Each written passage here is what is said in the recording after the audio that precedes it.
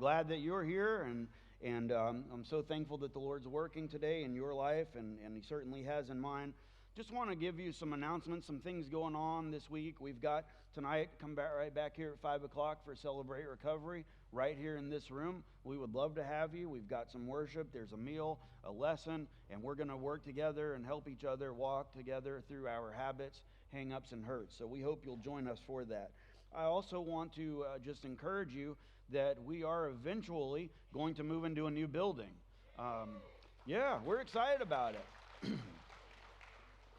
Listen, I went up there this week and I walked through the rooms here and there, and it just is amazing. I can't wait to do that. I can't wait to see what God has in store and what lives He's going to change as a result of that. And so I hope that you're beginning to pray for that already. You know, be praying for the workers. I went up there that day, and it was in the afternoon, late in the afternoon, and they were taking a break for the day because it was that hot and humid. I don't know if you know this, there's like a 200% humidity right now in Florida. It feels like we've moved a couple of miles closer to the sun.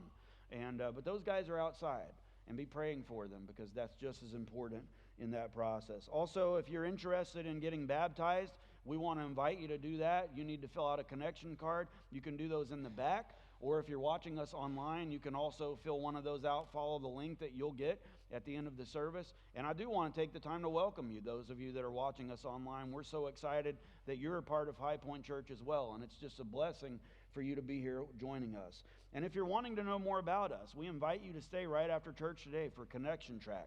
We do this once a month. It's about an hour long. It lets you know who we are, what we believe, and how you can get connected. You'll meet our staff. You'll get the chance to ask questions. And if there are hard questions, I'll defer them to everyone else or tell you to wait until next week when Pastor Jack gets back.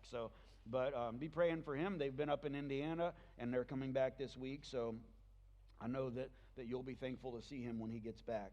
So last week we talked and we celebrated. We talked about and we celebrated about our freedom as a nation. My brother-in-law bought some fireworks. We went down to Avon Park, and there was this tent there beside the road. And so he just went through and bought as much as he could. And, you know, now that tent has come and gone. It's empty. It's no longer there. And if you go down there, you'll see that there's just an open field of grass now because of that. And so, because that's something we did last week. We don't need that anymore. We don't continually sell those. And I think if you and I aren't careful, that can happen in our faith as well. I mean, we know God has freed us. We know that He's done that work, but that was something that He did back then. And do we really need to think about that now? Well, the answer is yes. A.W. Tozer says it this way. He challenges us to think a little differently on this. He says, I think a new world will arise out of the religious mist when we approach our Bible with the idea that it's not only a book that was once spoken, but is now speaking and will continue to do so. This means that what God said back then should still speak to us today and move us and impact us in the way that we live. And when we look at the 10 words that we've been looking at, you have to start at the beginning of that. And it says in verse 1, and God spoke all these words.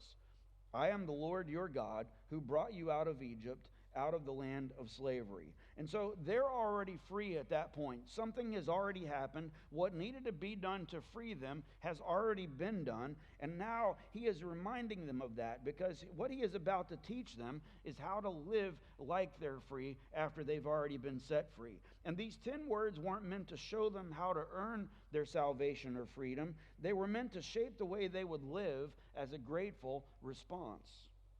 And because of Jesus, you and I have that same freedom. He has already come down from heaven to earth. He's already died on the cross for your sins and for mine. He's already rescued us from living our life our old way and trying to help us live life the way that He wants us to live now. And because of that, Galatians 5:1 says, it is for freedom that Christ has set us free. Stand firm then, and don't let yourselves be burdened again by the yoke of slavery. So when we are challenged to read these 10 words like we've been looking at and we're going to look at over the summer, it's because we are supposed to live the same type of freedom that they did when God said that. And we can't just read these words. There's actually a big world out there that we're going to miss if all we do is walk around with our nose in the book. My son Caleb loves to read, and it really, over the course of his life, has made buying gifts really easy. If he has a birthday, get him a book. If Christmas is coming, get him a book. If he graduates from high school, get him a book. As he gets ready to graduate from college, we've been buying books for 4 years there. So, but that's the point. He loves to read. And when he runs out of space for books, he goes and buys a bookshelf. And he puts it up in his room, and he fills it up, and then he needs another one. And pretty soon he's going to say, what am I going to do now? Oh, I'll build bigger barns for all the books that I'm buying. But that's the point there. He loves to read. And when he was in elementary school, the kid would literally walk around with his nose in the book like this, walking from class to the cafeteria. If they were going out to PE, he walked like this. And some of you taught him there, and you saw that each and every day. Caleb would walk around with his nose in the book all day. And he would read not just like Dr. Seuss books. I'm talking thick books, Lord of the Rings and things like that. His goal would be to read through that every week and those kinds of things. But the point is, there's nothing wrong with reading books at all. You should read, but don't spend so much time in the book that you miss everything else that's going on around you.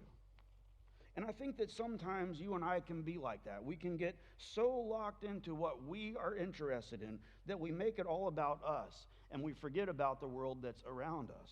And the moment we make anything about us that is not about us, we miss the point and we go wrong. One author says it this way: we know that the Bible is written to tell men about God, and we get amazed when we see how people in the Old Testament miss God himself, even though he was right there in front of them. But aren't we guilty of the same? Don't we do that in our own lives? Because the Bible reveals God, and it also records the relationship that he has with people and how he interacts with people. And it tells us what he did and why he did it and why people responded the way that they did. And it also tells us what our future will be like or when we walk with him, or what it will be like if we don't. And so all summer we've been in this series, 10 Words, and we want you to look at that with us. And each week we've been talking about this, and we told you that really you need to look at the first word: you shall have no other gods before me. You really need to start there first. And each and every time you go to the next word, it's helpful to return to that one and say, you don't have any gods before me, so don't do this. Don't have any gods before me, so don't do that. And you really can return to that each and every time. And last week we talked about how that first command, that first word, don't have any gods before me, really worked with the second one, don't have any graven images. And you can't think about the images that you worship if you don't think about the God that we're supposed to worship. And so those two kind of interact and come together. And so we don't need to be worshiping images, but please do, feel free to need, and certainly he encourages it, worship him. And he created you to do that, and he created you to focus on him and come to him and respond to him in worship. And so today we move to that third word, where we are given really blunt directions about following him. Now, in the Bible, there are really several names to describe God, and each of them points to really a different aspect of him, where it talks about who he is and what he does and how those mesh together. Things like God provides and God heals and God saves. And we could spend a lot of time going through all of them. I've just named a few. But each and every one of them are designed to help us appreciate him more and be more inclined to follow him with all that we are and all that we have.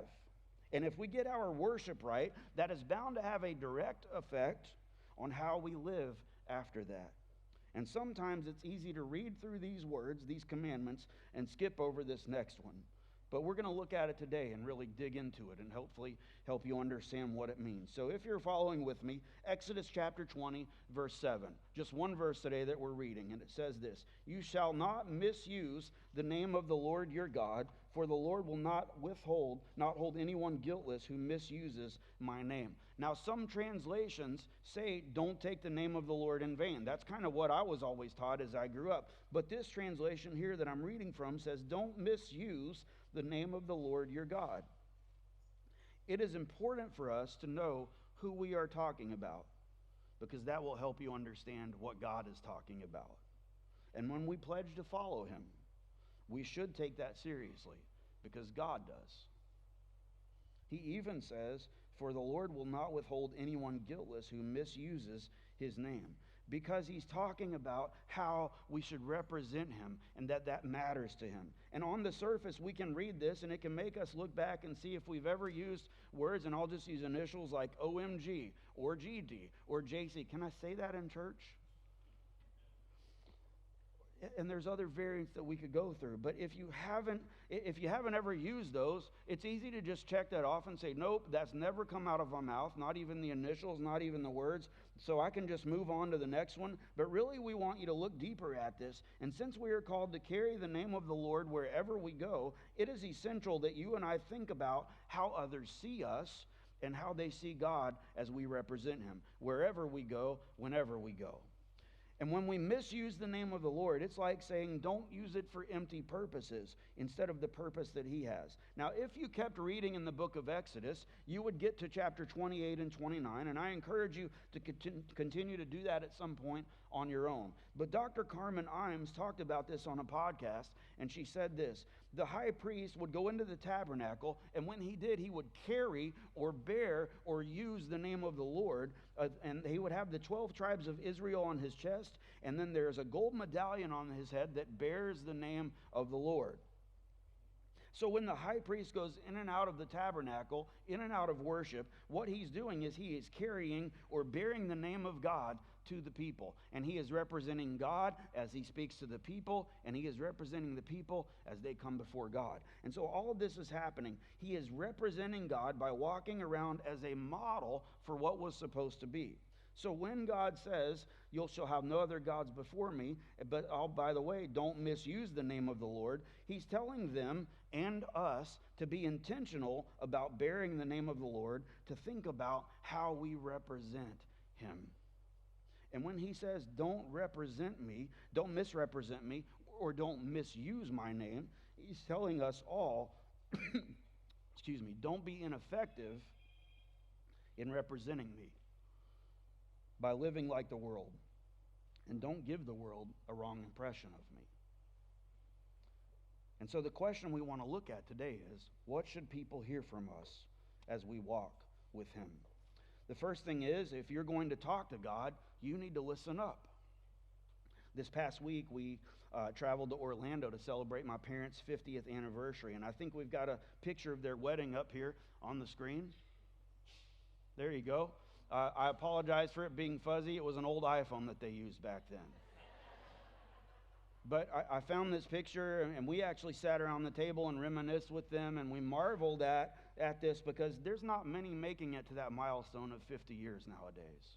And so that needs to be celebrated. And so that's what my brother and his wife did with us. And, I think back, there's a time that they almost didn't make it to that milestone because they just almost didn't make it.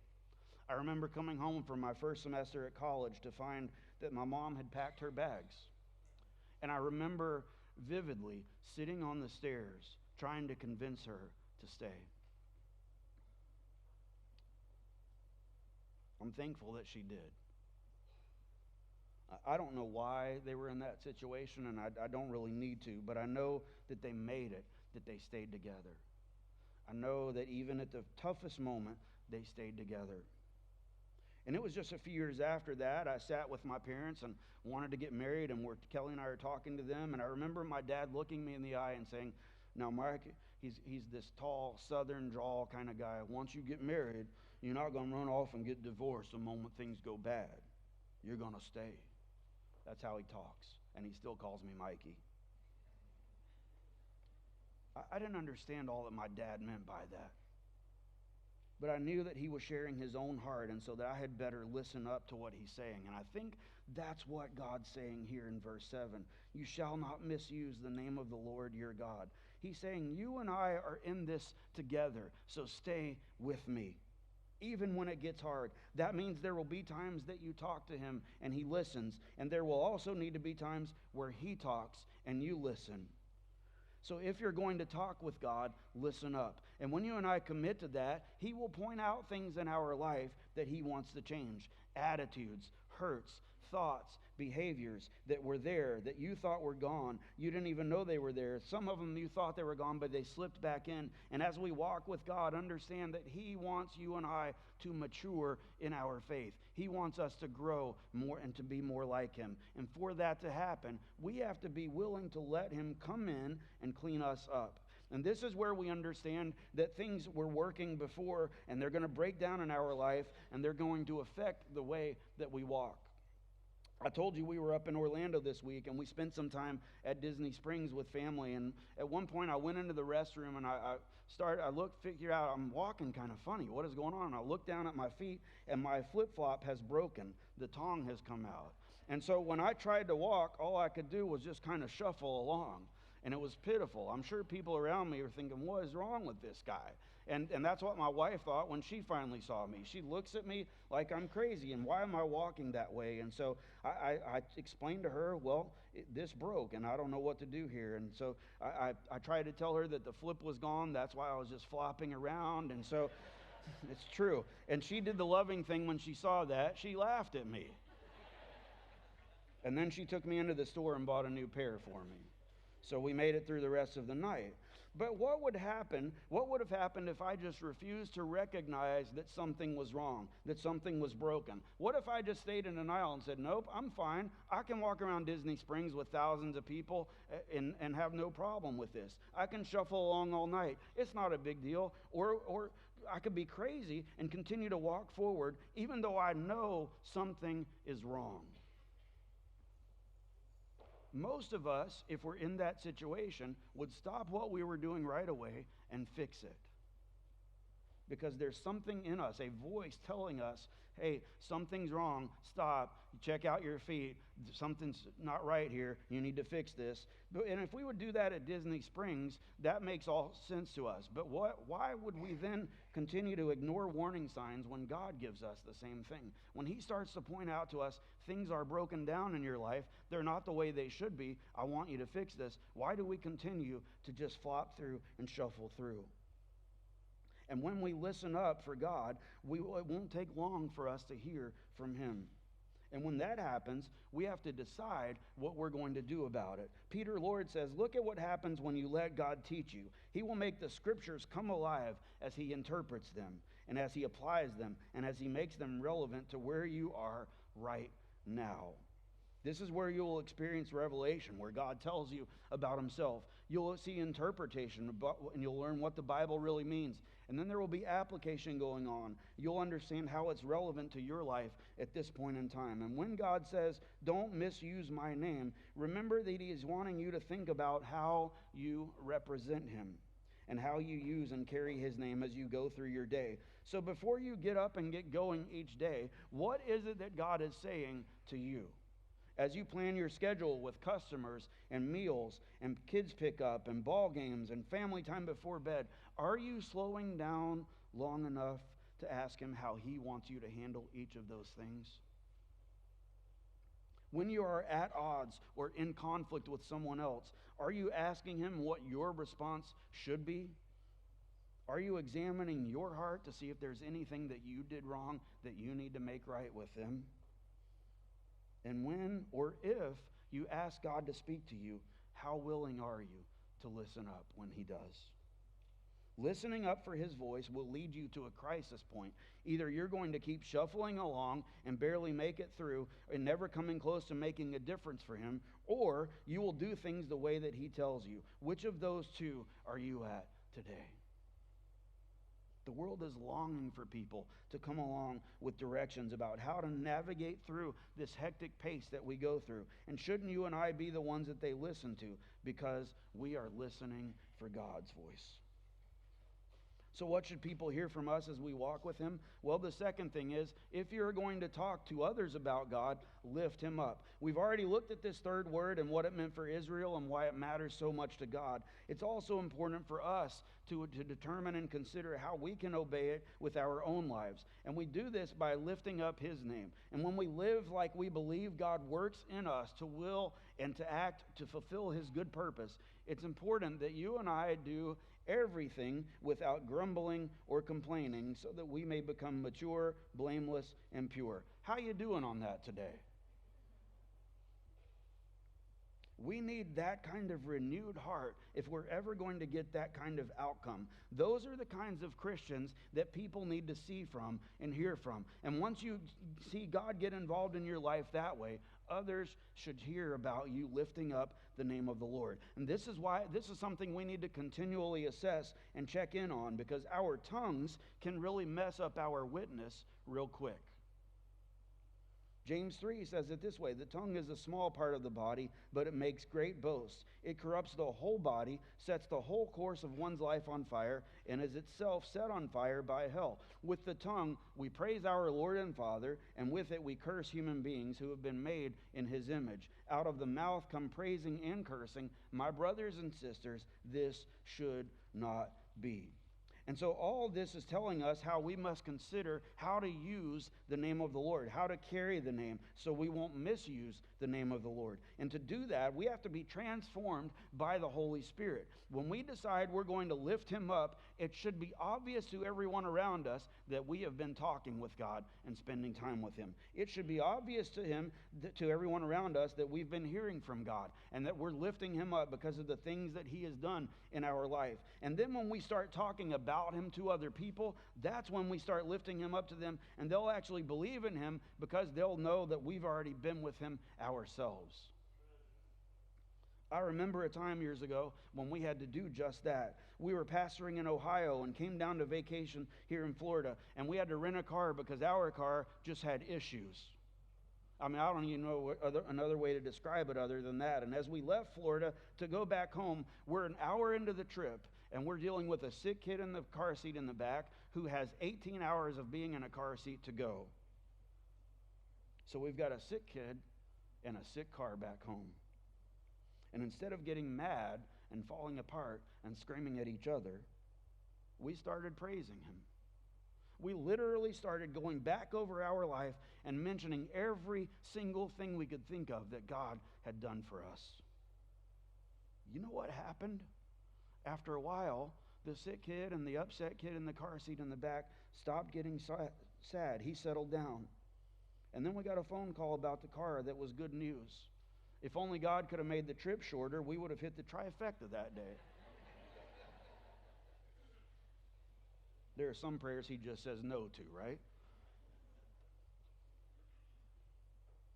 But have you ever thought about how much difference it would make in this world if people heard us, people that profess to follow Jesus, telling them about how good he is and lifting him up? If they heard us complain less and praised him more, what a difference that might make in our world as people understand who God is. And what might happen next if the next time you have stress, they heard you praising the Lord and lifting him up?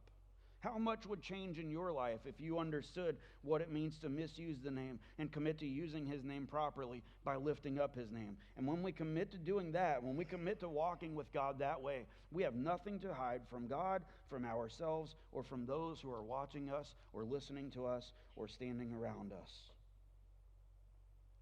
And so what should people hear from us as we walk with God? If you're going to talk to others, build them up.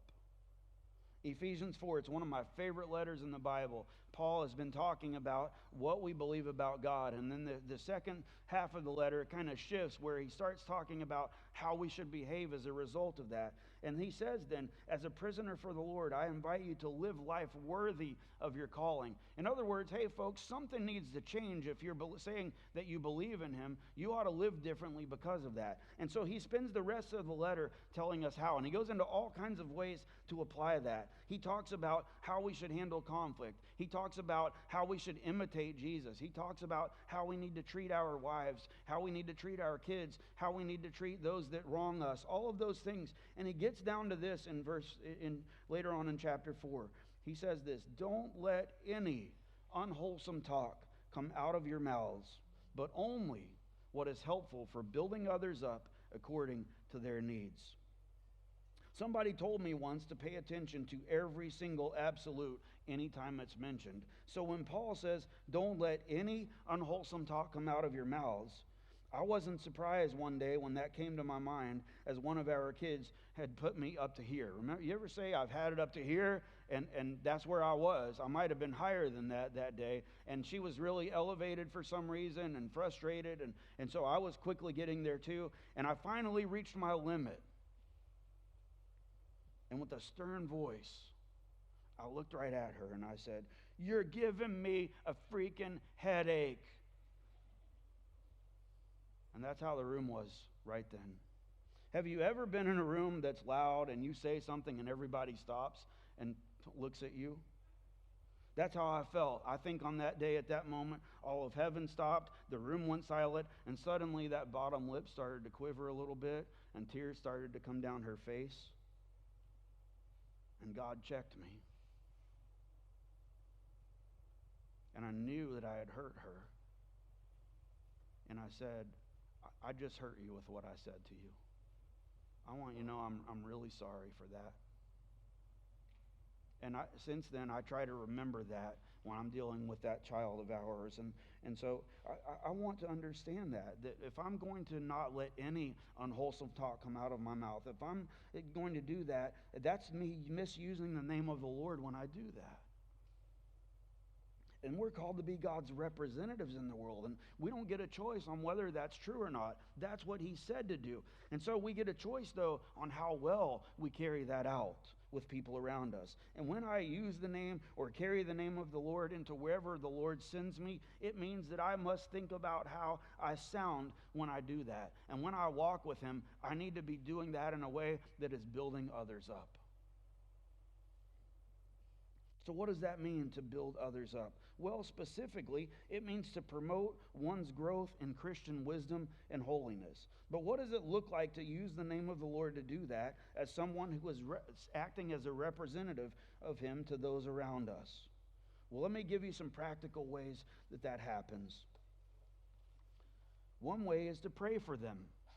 I was talking with a man this week who was having a conflict with his brother who is not a Christian, and I'm trying to help him understand how he can pray for his brother. And so one of the things I encouraged him to do is start here. Pray for him. Pray for God to save him. Pray for God to intervene in your brother's life. Pray for him to meet Jesus in a powerful way and be different than he never was before, to be a completely different man. You know, God can still do that. And so I encourage him to do that. Start praying for God to do whatever it takes to reach him. And that means that you might have to pray for God to break him and protect him until He does. And that somehow that man, your brother, would get to a place where he falls on his knees and cries out to God for help. But if we're not praying for him to do that, who is?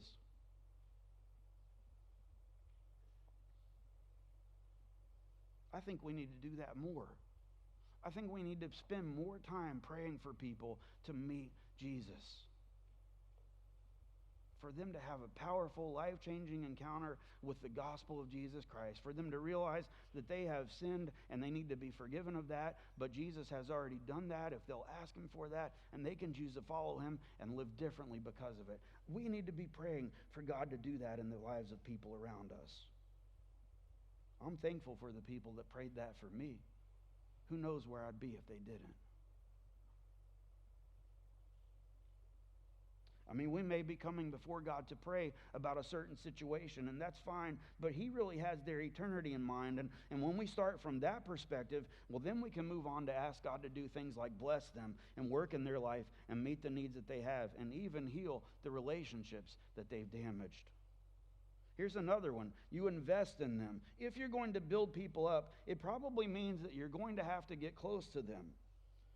And I don't want you to think of this as just spending time with them and checking a box off and crossing something off your to-do list and volunteer hours that you have to just log every now and then. Instead, thinking of this as an opportunity to walk through life with them. And you're going to be there every step of the way, in the good, the bad, and everything in between, because you are investing in them. You're walking with them side by side. You know, that's what God promises to do with us. And when they see you walking with them and walking with God beside them, well, hopefully they'll want the same thing in their life. And if you're going to invest in people, you have to be in it for the long haul. This isn't a 6-week Bible study that you're just meeting with them on. You're asking to be a mentor and be a brother and a sister to them in Christ that's going to be there years from now. And so as a result of that, you can't think of this as a chore or just something you're checking off a box. You have to continue to invest in them. And that's hard work sometimes. There are going to be days that you don't feel like doing that. There are going to be days where they hurt you, where they frustrate you, where you're ready to walk away. But you don't do that because God's giving you an opportunity to help them walk with Him, just like He's doing with you. Here's another one. You've got to see them. Well, of course I see them. No, I mean really see them. Don't just see them as a person, but look beyond that. Look beyond just what you see on the surface, because underneath there's a person that's struggling with hurts. There's a person that needs people to come alongside them. You don't know what it is that they've all gone through, but if you walk with them, then you can be there to really see what's going on in their life. And one of the best ways we can represent God or use the name of the Lord properly is by seeing the needs of those around us and actually being willing to do something about it. When God directly commanded these people not to misuse His name, He's pointing out that it can be really easy to hurt others through unwholesome talk or unwholesome walk by acting in a way that we shouldn't. And we've all seen Christians do this. And if we're being really honest, we may have done this at some point in our lives as well. But there's one more aspect of this. We can also do this by not acting when we should. One of my things that I do to pass time is I get on Twitter. And I just scroll through it, and sometimes I'll just say, well, let me see what kind of trouble I can get into on Twitter. I don't really ever get into trouble so far, so I'll continue to try to do that. But I enjoy talking with people on there and following them and seeing what's going on. And one of the guys I follow is named Samuel, and he's a believer. He's actually a professor somewhere, but he posted this week, and he says this: sorry to rant, but just got a total flat tire between Papa John's and a church group having a lawn party.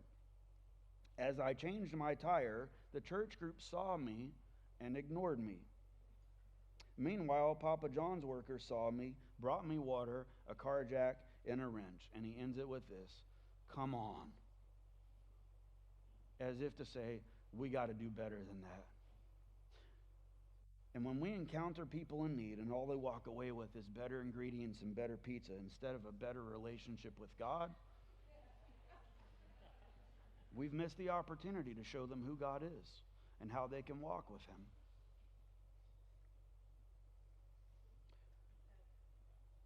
And so I want you to be thinking about that. When God tells us to use His name in a certain way, He's telling us to think about what kind of model, what kind of example are we setting for people when we go out into the world.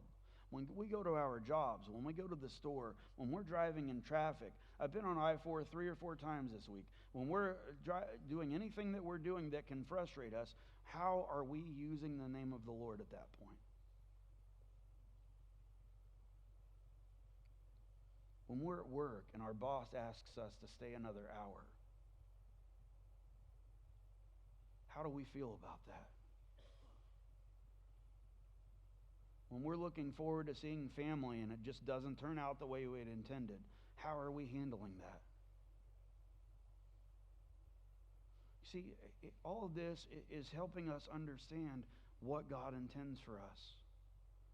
He's laid out this groundwork. These are rules for us to live by. But they're more important than that. It's God speaking to us about how you and I should live if we're going to follow Him. And so I just want to ask you today, how is your walk with Him? Are you at a place where you're doing the things God's telling you to do? Are you using the name of the Lord the way He tells you to? Is He working in your life, and do other people know that? Do they see you talking to Him and listening to His voice? Do they see you and hear you lifting up His name and being thankful for the things He's done? Do they see you building other people up? Do they see you coming alongside people and working in their life the way you should? That's the example that God wants us to use. That's how He wants us to use His name and carry it into the world that needs him. Why don't you stand and pray? Bow your heads with me.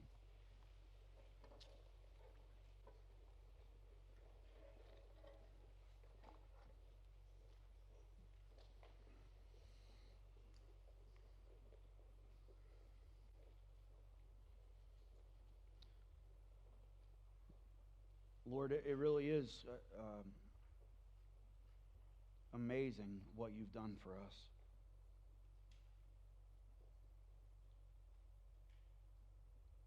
And sometimes we overlook that. We see you do an amazing work. We see you bring life into us and change us, and then we go on about our own life and kind of forget that. But I'm just praying today that you would change us in such a way and make us more like you, that you would help us walk with you more effectively. That people around us would see and understand and know without a doubt that we are followers of you. That they would hear us talking the way we should and not talking the way we shouldn't. That they would see us responding to people the way that we should. That they would know that we love you and we're grateful for what you've done and how you've changed us.